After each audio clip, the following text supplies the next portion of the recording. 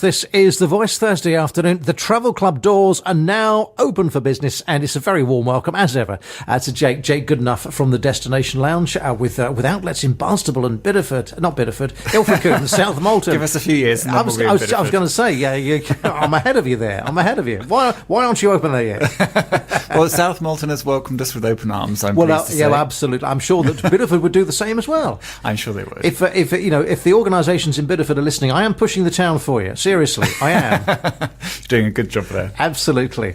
So what's new in the holiday world then, or the travel business? What's happening? Well, there's at the some moment? interesting things to think about happening in the travel industry at the moment. A sort of slightly frivolous one to start with. A new airline has launched flights from Luton to New York, offering business class travel for about £650 return, which is at least a quarter of the price of the major carriers. Yes, you have to go from Luton, which particularly from this part of the world isn't the easiest of the London airports to get to. But if you are looking for a comfortable way to cross the Atlantic, then it is a good option to consider.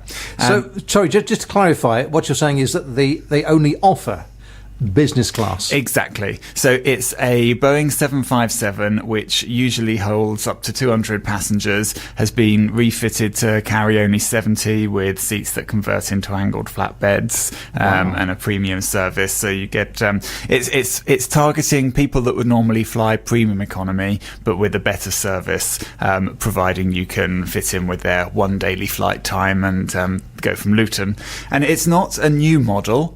Business class only airlines have cropped up before and disappeared relatively quickly. That was my first dabble into the share market, buying some shares in a business class airline a few years back that promptly went tits up. So, but this airline could be the one that makes it. It's been founded by a gentleman that owned an airline called L'Avion in France a few years ago, and they sold L'Avion was sold to British Airways for £74 million not so long ago. So it's definitely, under the right hands and with the right experience, a model that can work.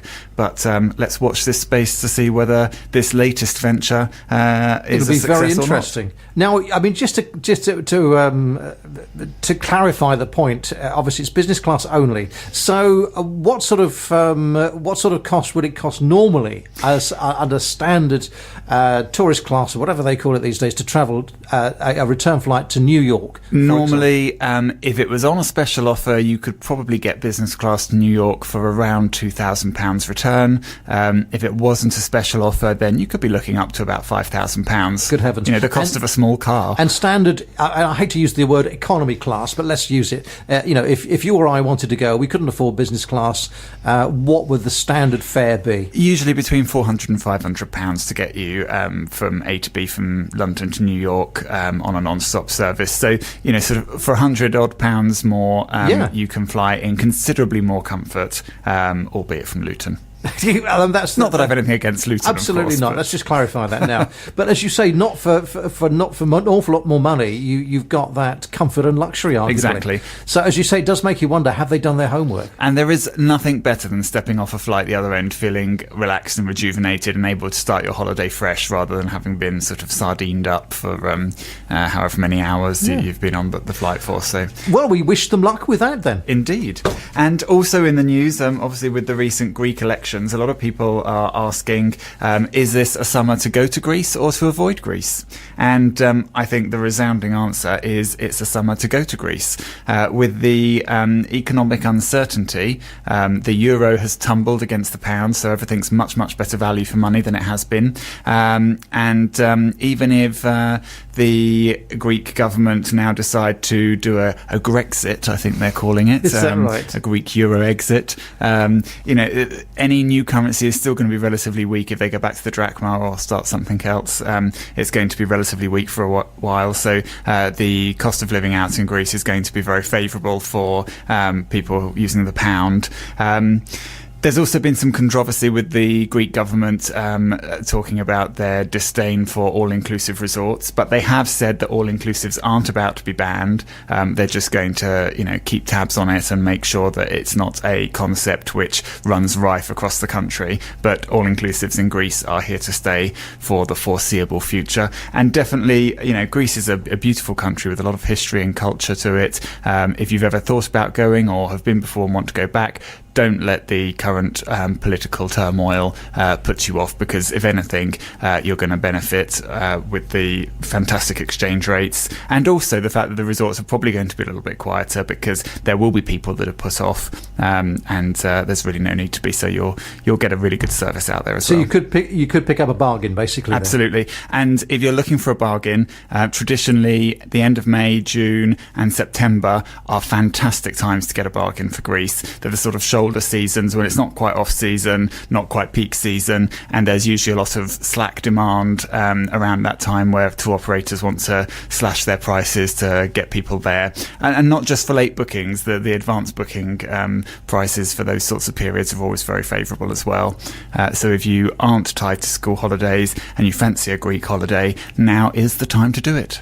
I shall make a note of that and count the pennies. Excellent, lovely. So what else is happening in the holiday stroke travel world? Another thing to point out to people is there are a lot of airlines moving terminals at the London airports at the moment. Terminal 2 at Heathrow opened last year and has had a sort of soft opening, and it's now at the stage where Heathrow are about to close Terminal 1 to be demolished and rebuilt, and as a result at Heathrow lots of airlines are changing locations. So just a word of caution: check with your travel agent or check with the airline that you've made your booking with if you're flying from Heathrow to make sure you know exactly what terminal you're going from, because if you arrive at the wrong terminal, particularly at Heathrow, it can take you a considerable amount of time to get to the right place, which could end up meaning a missed flight if you've cut things a bit too fine.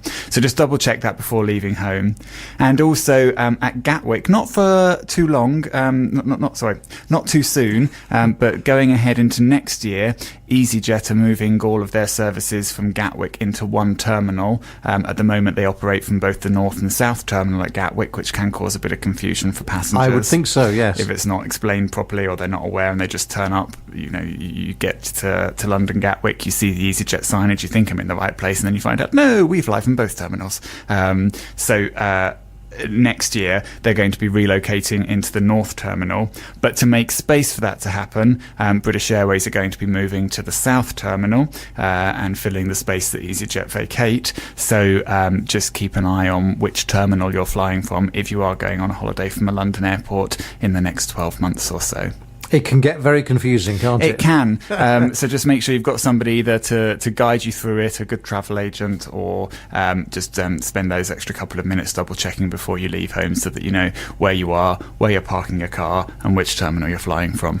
And let's face it, airports can be confusing at the best of times, can't they? They are, and I think airports sort of set the trend for that. Those sort of orangey yellow signage with the black lettering, aren't they? They've become sort of internationally renowned Yes. with airports. But they can be big, daunting places. So the more you know before you go, the least stressful the experience will be. And as you quite rightly say, allow plenty of time. Don't cut it down to the wire to get there before your flight leaves. So if there are any errors, and if you do turn up at the wrong terminal or the wrong desk, then there is time within your schedule to get yourself to the right place. Absolutely. Fantastic. And also some more news in the cruising world. Britannia is going to be launching in a few weeks' time. It's P&O's new ship, and it's going to be based in Southampton. It's going to be the largest ship ever built for the UK market, dedicated to the UK cruise market. So if you are a fan of cruising and haven't yet booked a cabin on Britannia, that's one to watch out for. It's being very much touted as the place to be seen on the next cruise holiday that you go on. So keep an eye out for that. Fantastic, lovely. Jake, thank you very much for the update on the news. Very shortly then we'll be looking at booking early and booking late, and I'm guessing there's pros and cons in both directions. Always, yes. Lovely. We'll be talking about that in just a moment. This is The Voice. The Travel Club is open for business this afternoon. Jake Goodenough from the Destination Lounge. Hey! Good afternoon, this is The Voice, Paloma Faith, and I just can't rely on you. There we are. Find somebody else then. This is The Voice. The Travel Club is open for business this afternoon. And as ever, joined by Jake Goodenough from the Destination Lounge and Ilfracombe and Barnstable and South Molton. I got it right that time, Yes. you see. You're pleased about All that. those places, but not yet Biddeford. Not Although yet you Biddeford. can still phone us if you're living in Biddeford. Absolutely, and we will more than yes. happily offer our services to you. Absolutely, absolutely. So, booking a holiday. Now, you know, for years, I can always remember somebody I used to work with years ago. He was a great one for booking his holiday. Almost after the other one had finished and he got back, he'd be booking the following one for the following year.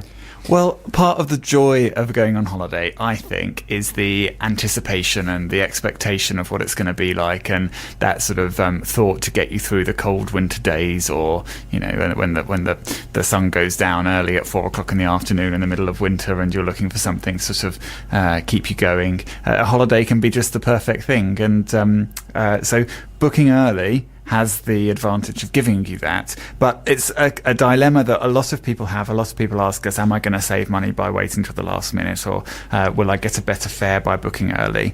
And, you know, the reality is there's never a cast iron guarantee of anything.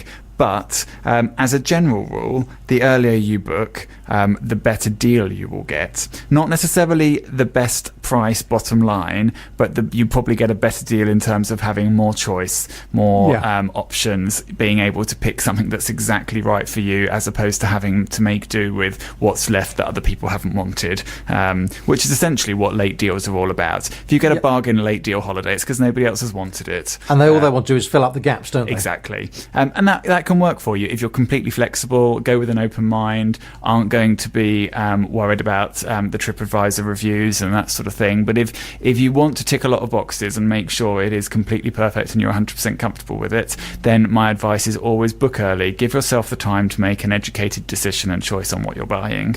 But I had a little look to give our listeners some examples of the sort of price differences between holidays in March next month and holidays that you can book for March 2016.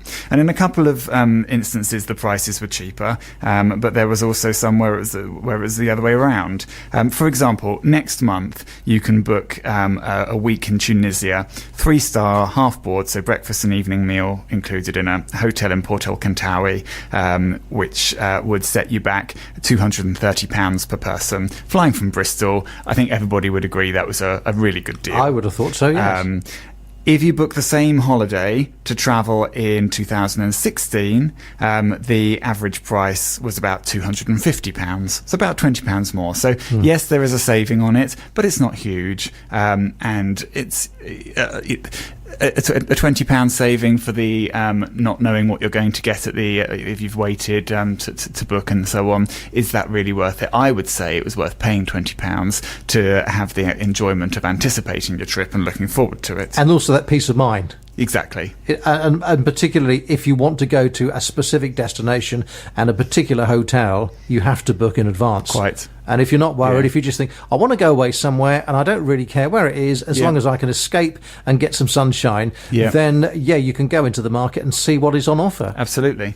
Also looking at Fuerteventura in the Canary Islands, another great beach destination, going in March next month. A 3-star all-inclusive deal is available around for £350. Booking it early and going in March 2016, they're available at £388.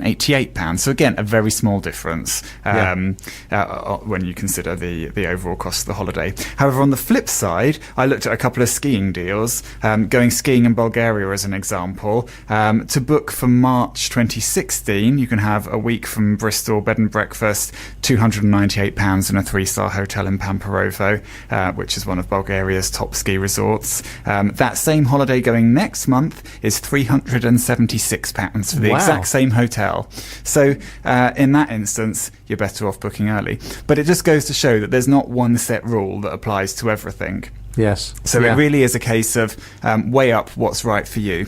Quite often when you book early, hotels will throw in extras like a complimentary room upgrade or a complimentary board upgrade where you pay for bed and breakfast, get half board and that sort of thing. And that can mitigate the savings that you would have had if you'd left it to the last minute, where you might get a fractionally cheaper price, but you won't get those little perks like the upgrades and so on. So it's a case of weighing up what's right for you, but don't make the assumption that the later you leave it, the better deal you'll get, because when you actually sit down and think, what do I want from my holiday, you might find that you can't tick all those boxes if you've left it to the last minute and you're essentially picking from what's left. You've got to have an open mind if you're leaving it late. You've got to be prepared to accept something that maybe is second best, where you could probably still have a great holiday if you go with the right expectation. But if you do want to make sure it's exactly right, book early for the best deal.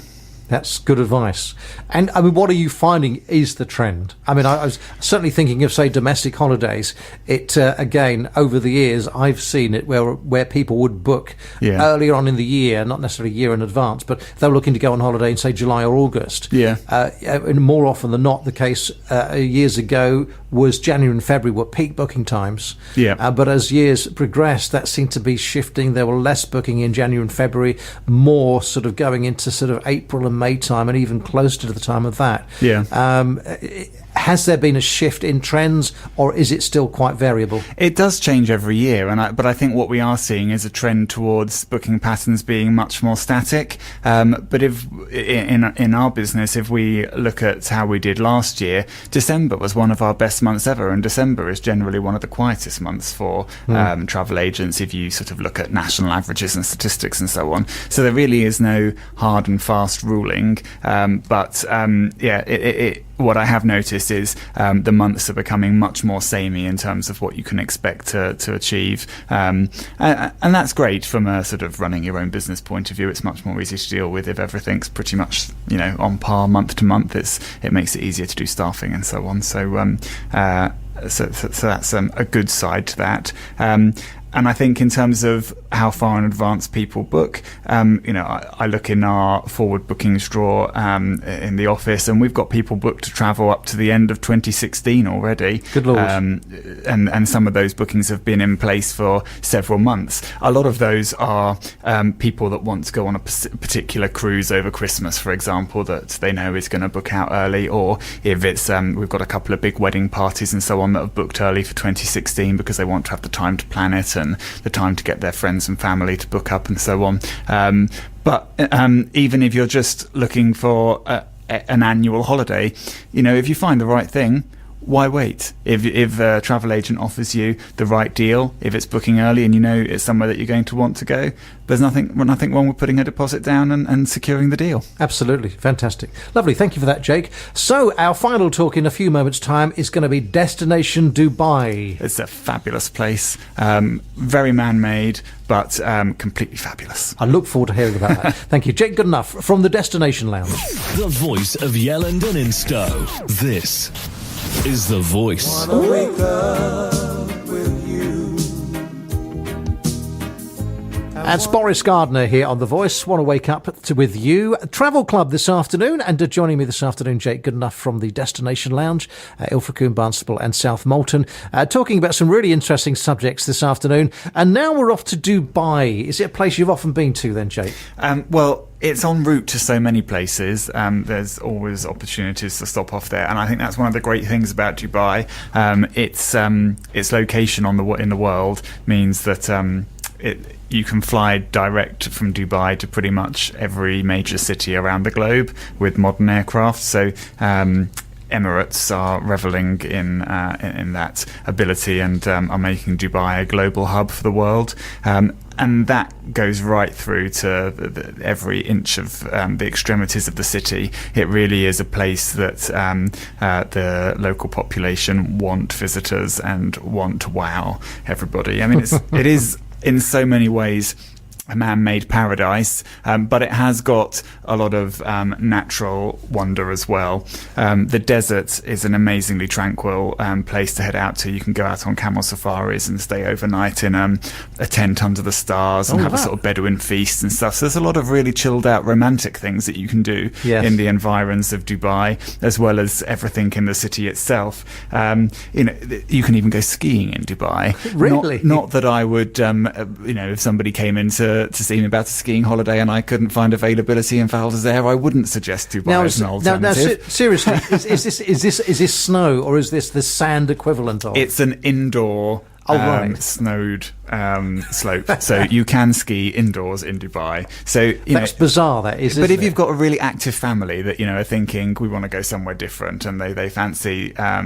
heading out towards the Middle East, Dubai is one of those places where they cater for absolutely every taste, and so you can fill a whole week non-stop, back to back, with activities that you wouldn't have thought would even be possible in the middle of the desert. So correct me if I'm wrong, but is Dubai a little bit like Vegas in that it's totally man-made, and if you went to Dubai 100 years ago, it'll be a pile of sand in the middle of nowhere? In that respect, yes. But I think where it's different to Vegas is all about the neon and the entertainment side of it. Dubai's classy. Dubai's done it all with a lot more style and panache, and it's the bastion of luxury, the first country in the world to say 5 stars aren't enough for our hotels, we're having 6-star categories as well. Right. It is that kind of opulence, whereas Las Vegas, I love it, but it's big, brash, in your face, and Dubai is a different sort of man-made spectacle because it's so luxury oriented. But even if you don't want to see the new Dubai, there's still a lot of charm with the original parts of Dubai around the creek, where you see sort of traditional life and all the souks and the gold souks. It's a fantastic place to go shopping for jewellery if you're planning an engagement or something. It can be a great place to make a proposal because you can get a great deal on the ring there with all the jewellery, get your wedding bands made up and so on over there, and at a much better price than you would pay in other places. And you've then got a story to your wedding rings about where they came from. Absolutely. So you mentioned that luxury is the byword there. Absolutely. So 9 times out of 10, when you talk luxury, you also think of high price tag. Well, so what is it like if there's a place to go to? If you or I wanted to go there, what are we looking at in terms of the value for money and cost compared with going to other destinations? Well, I think in peak seasons there's a price tag to it, but every now and again you get a fantastic deal like the one that I want to tell the listeners about. At the moment there's a fantastic hotel called the Jumeirah Zabil Saray, which is a 5-star luxury property, and it's one of these top hotels that really sets the benchmark in Dubai. They've got a promotion on at the moment, which is a sort of 2-for-1 deal, and you can have 4 nights there with a free upgrade to a half board for £629 per person, whereas usually the price would be £1,250 per person for the equivalent break. And not only is it half board, that half board package also covers you for a dine around program, which gives you access to 50 different restaurants in the hotel and in the hotel's sister properties along the coast. You also get free entry to the Wild Wadi Water Park, which is a fantastic place for kids, and free use of the spa and so on, free shuttles to the malls. So it's a really very, very inclusive offering, but a fantastic value for money thing. And if you think, well, that's a little bit more than I would want to pay to try somewhere like Dubai, there have been other deals. I've seen some around sort of $399 Really? recently on these sort of 2-for-1 promotions. They're generally in shoulder season. You don't have to go in August when it's going to be screamingly hot. This particular deal is around for travel in May and June, so the weather's quite comfortable then and ideal for a trip out there. So at the moment, if Dubai is a place that you've often thought you might fancy, now is a good time to be booking up and trying it. And like I say, there's something for everyone there, and it's also very suitable for families, not just couples travelling alone. They've got this place called Kidzania in the Mall of the Emirates, which is a city run by kids, and you sort of book your child in for a day there, and they act out little jobs. There's a sort of kids fire brigade where they run around putting fires out. They can buy snacks and they're served by other kids. And there's a little airline section where they play at being pilots and checking stuff wow. and everything. So, like I say, it's a country that has thought of everything. And it's also very close to a lot of the other Emirates, easy access within an hour's drive to places like Abu Dhabi and Ras Al Khaimah, where you can see a different pace of life. Abu Dhabi, as an example, although it's developing at a rapid pace, is a bit more conservative than Dubai, and perhaps a little bit more historical, but it's close enough to be able to dip into if you fancy a change of scene and want to look at something a little bit less glitzy, let's say. Now, you just mentioned shoulder months. Now, to me, and you're going to correct me because I'm probably going to be wrong here, but I mean, Dubai, you think of one of those places where, from a climate point of view, it's probably far more consistent because of obviously where it is. So even the shoulder months and even perhaps the outer season months are still, for those of us that live in the UK, going to be more than acceptable to go to. Definitely. Their peak season is our winter months. That's when their temperature is generally the coolest. So you're looking at temperatures around the mid-70s. Nice weather for sitting out on the beach in. They don't get rainfall. Rain's just not really something that you even have to consider. And then as the year goes on, it builds and builds and builds until it gets over the hundreds in August. And people still get flocked to Dubai in their thousands during August. It's still a great place to go. Everything's air conditioned. If you're using the outdoor pool facilities and things, then you're not really going to be sweltered by the heat. And everything in Dubai is designed for the heat, so it's a lot more comfortable than being stuck in a heat wave in the UK, particularly, where we're not designed and built for that sort of temperature. But the shoulder months are ideal because you're not quite to the 100-degree kind of heat. You're in the sort of top 80s, low 90s, which is still obviously really hot, but you're benefiting from some really fantastic pricing at that point. Brilliant, fantastic. Jake, thank you very much again for coming in this afternoon. Thank you. Fascinating. I've changed my mind about Dubai. It does appeal to me now. Well, like I say, it's something for everybody. You can experience the desert, see some beautiful camels, and then go shopping. Sounds good to me. Jake, thank you very much indeed. Thank you. We will see you in a few weeks' time. Yes. And with some more exciting updates. Absolutely. Lovely. Thank you very much. Jake Goodenough from the Destination Lounge in Ilfracombe, Barnstaple and South Molton. The voice of the community. This is The Voice.